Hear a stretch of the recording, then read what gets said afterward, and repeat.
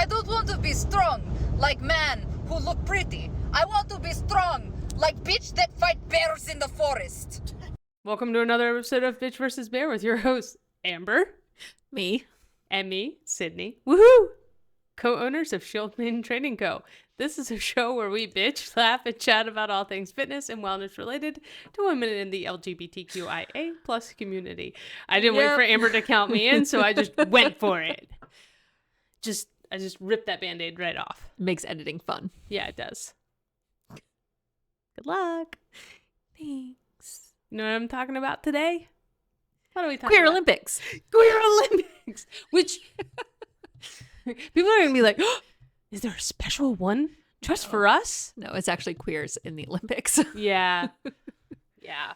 So, in case you're currently living under a rock or just don't care, which is weird because I think the Olympics are kind of cool, the 2024 Summer Olympics are coming up.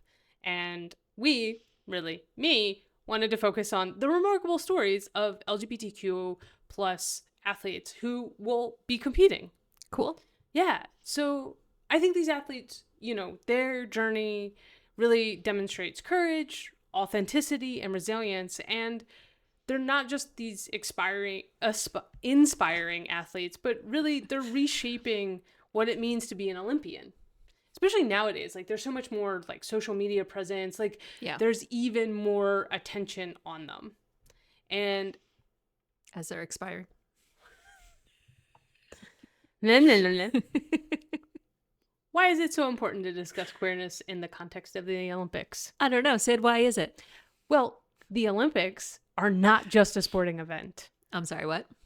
They are a global stage where millions of people witness stories of human triumph and resilience and unity. And also there's those fun opening ceremonies and closing ceremonies. That is the gayest thing on the planet. Have you ever seen the opening ceremonies? There's No. dancers and Bjork comes out in feather dresses. It's wonderful. They have a little flame, right? Oh no, it's huge. And there's each year they get bigger and bigger. And also Who carries those things? Well, the torch is carried by usually multiple. Yeah, but that's what I was talking about. They run around with their little flame. Yeah, but there's more than just that. The opening ceremonies are this huge production.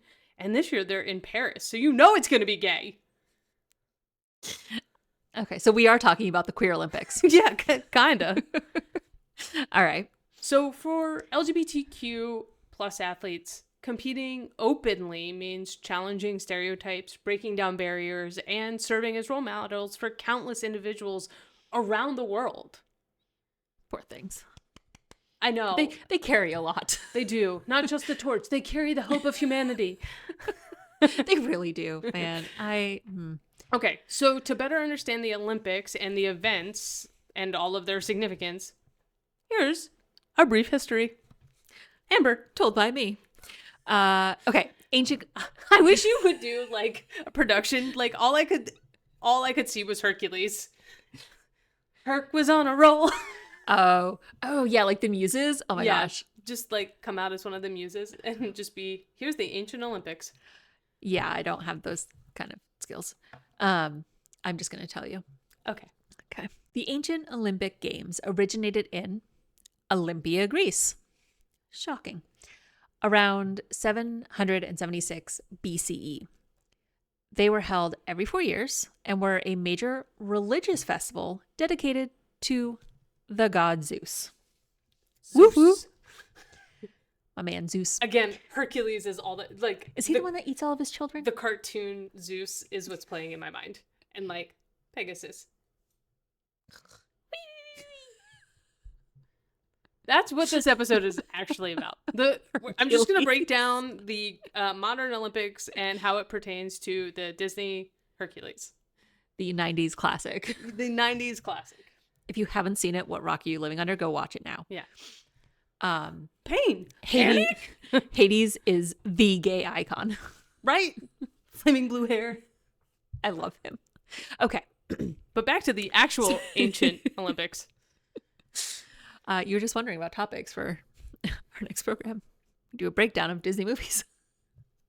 Fair. Okay. So initially, the games featured just a single event, a foot race. Boring. Over time, more events such as wrestling, boxing, chariot racing, and the pentathlon were added. I would 100% get behind Chariot racing.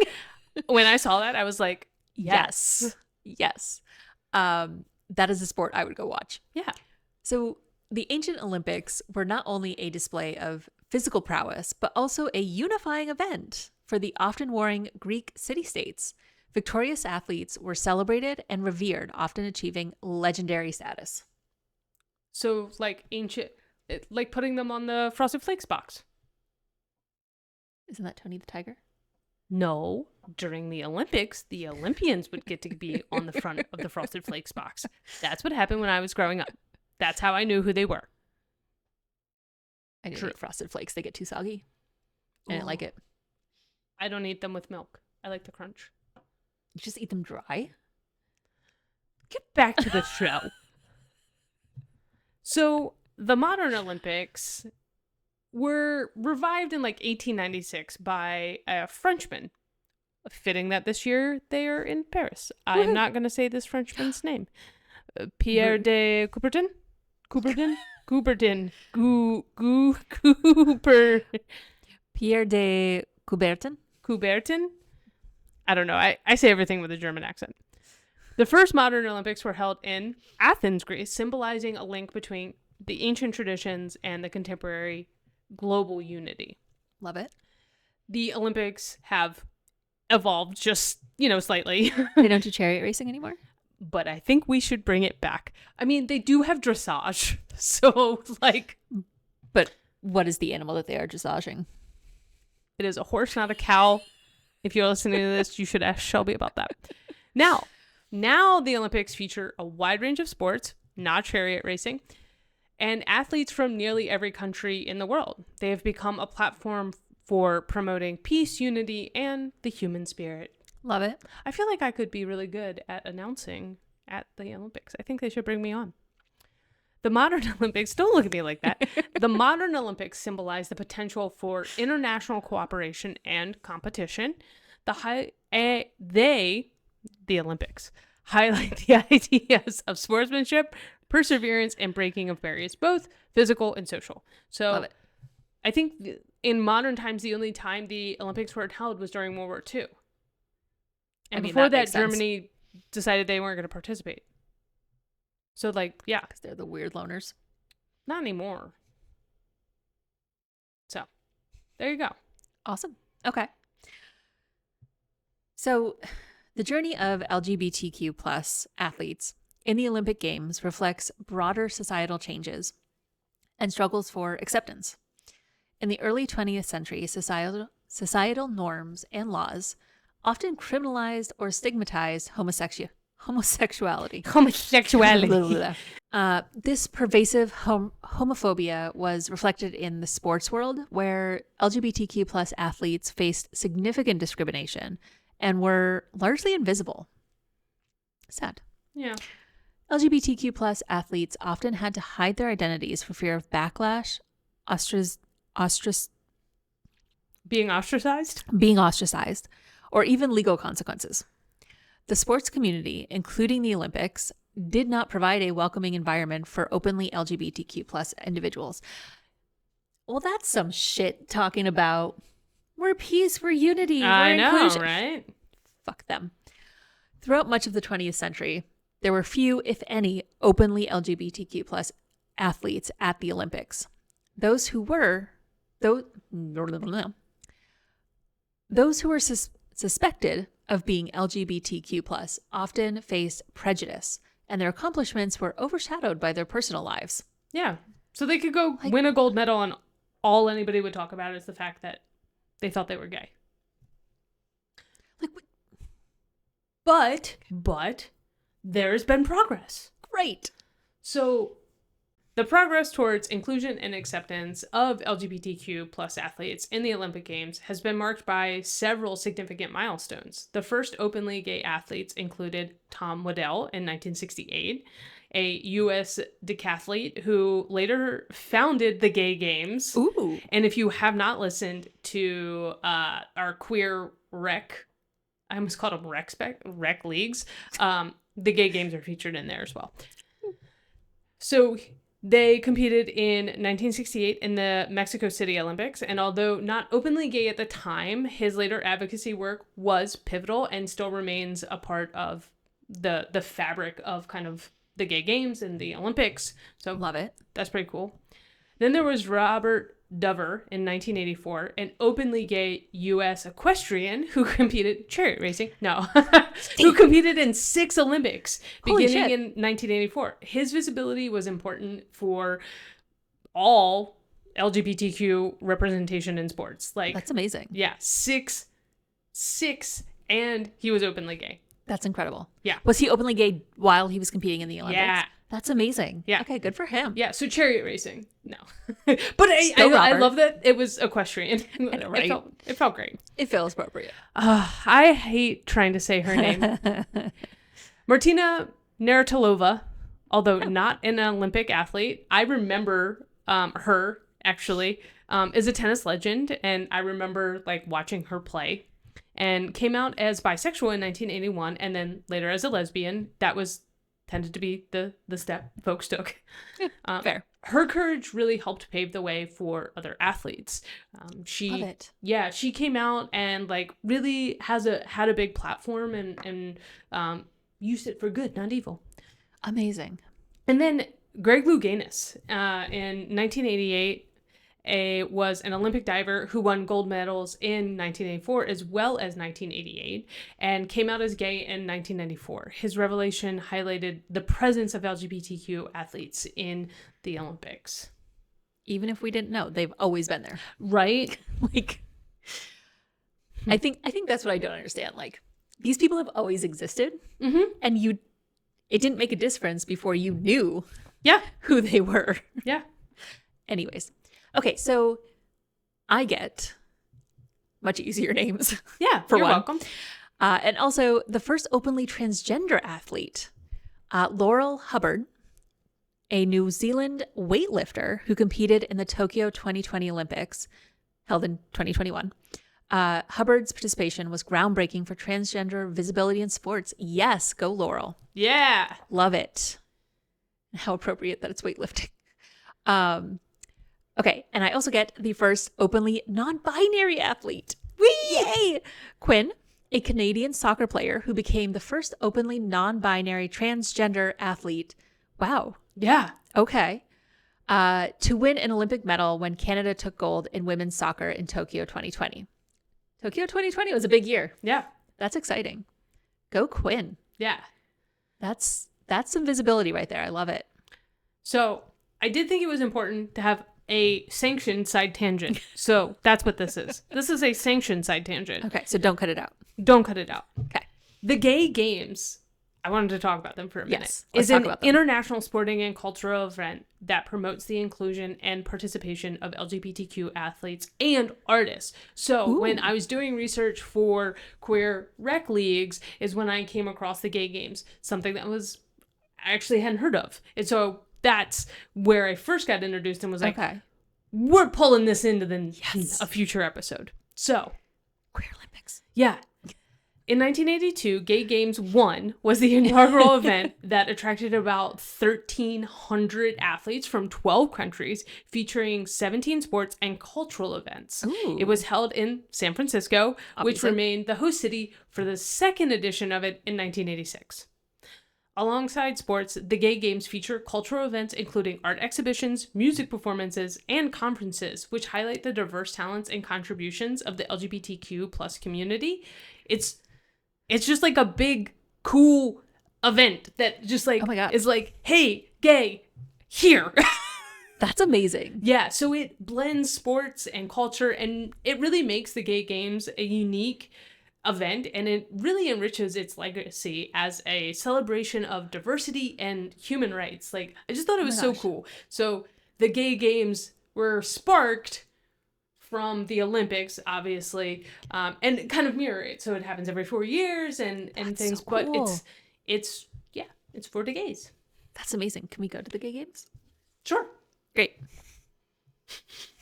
I want to go. It sounds like a great time. It does. It sounds amazing. It does. Okay. I'm so excited about the gay games.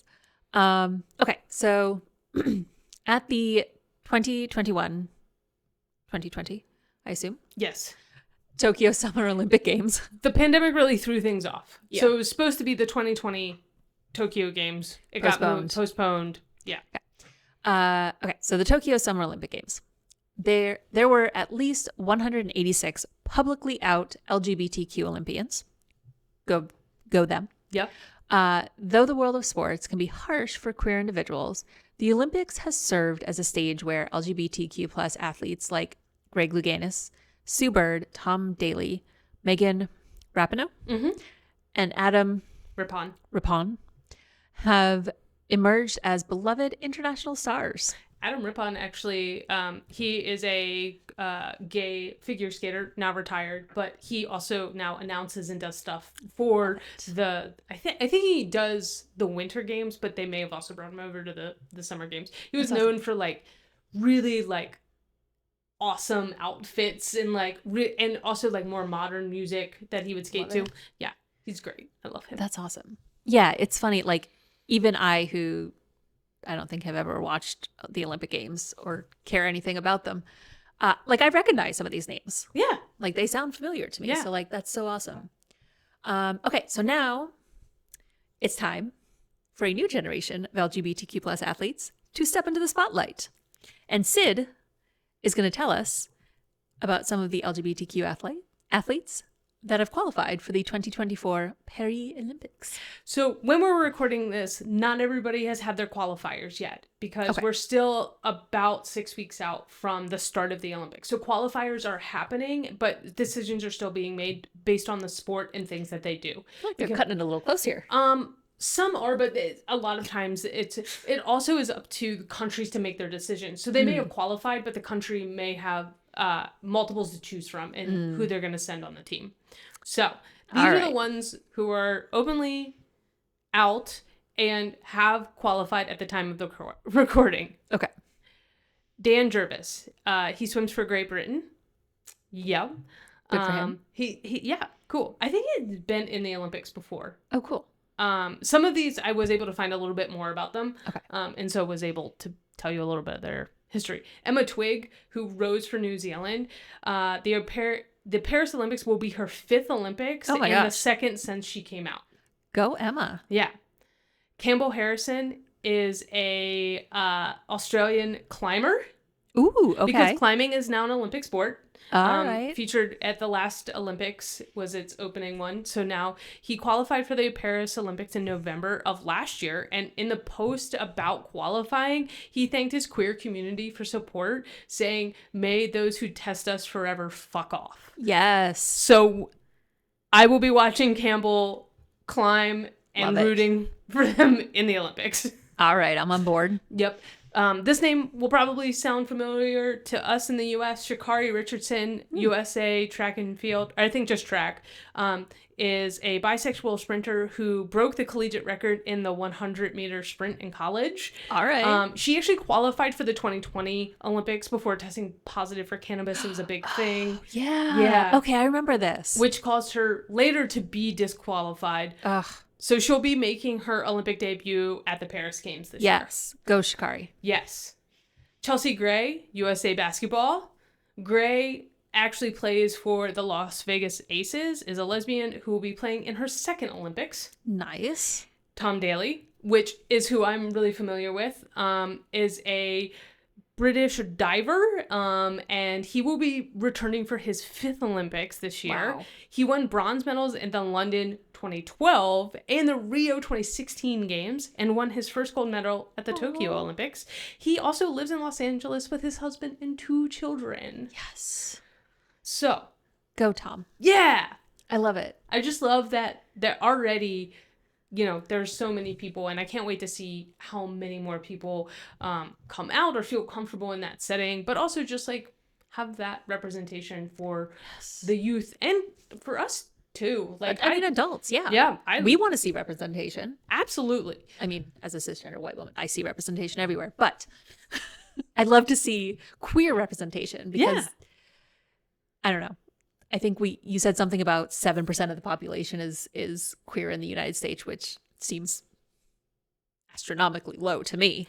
But that's my entire community. Yeah. Is queer people. So like I love to see them represented. I love seeing those stories and it's such a high level. Like there is nothing higher than the Olympics. right? Like in the sporting world, like when you're representing your entire country at this sporting event. It's incredible. And so like to have that platform and to be able to do that, I think is amazing. And then also to be able to see that and see people from all different countries who, you know, are doing incredible things. Like it's just such a cool event. Like I know you haven't watched the Olympics before, but I really encourage you to watch the Olympics. It's actually one of my favorite summer things when the Olympics come around. Okay. It's entertaining. There's always something on, and the opening ceremonies are always so cool. Like they go all out, and especially like it's gonna be in Paris, so like they've already put the Olympic rings up on the Eiffel Tower. Oh, that's so cool. So like I think it's gonna be really cool, and it seems to be getting better and better. And maybe that's because I'm older now and I can appreciate all the things, or it's just moving in a direction that feels good in a much like safer and inclusive space. Love it. Love it. Okay. All right. So in closing, Sid, do you think the Olympics are getting more gay? I hope so. I think yes and no. I think it's people are more comfortable being out. I think those athletes have always existed. Yeah. I think people are more open with themselves. So they may have been very closeted, even to the point of to themselves previously. So I don't know that they're getting more gay. But the population is growing. So there is that. It could just be more. It could be that they're just getting gayer. But either way, we can only hope. Yeah, it's fun. It's great to watch. I encourage everyone to do it. I think yeah, it is getting more gay. Love it. The world can use more gay. That is very true. All right. So watch the Olympics. Keep watching us or listening because we're still not sure if this video is going to work. Share us, comment, tell us what events you like to watch in the Olympics. Yeah. I mean, there were so many. Unfortunately, if it's chariot racing, we're all out of luck. But yeah, let us know. And remember, whether you're lifting weights or lifting each other up, let's keep breaking down those barriers, building strength, and embracing our rainbow of resilience. Until next time, bitches and bears, stay fierce and stay fabulous.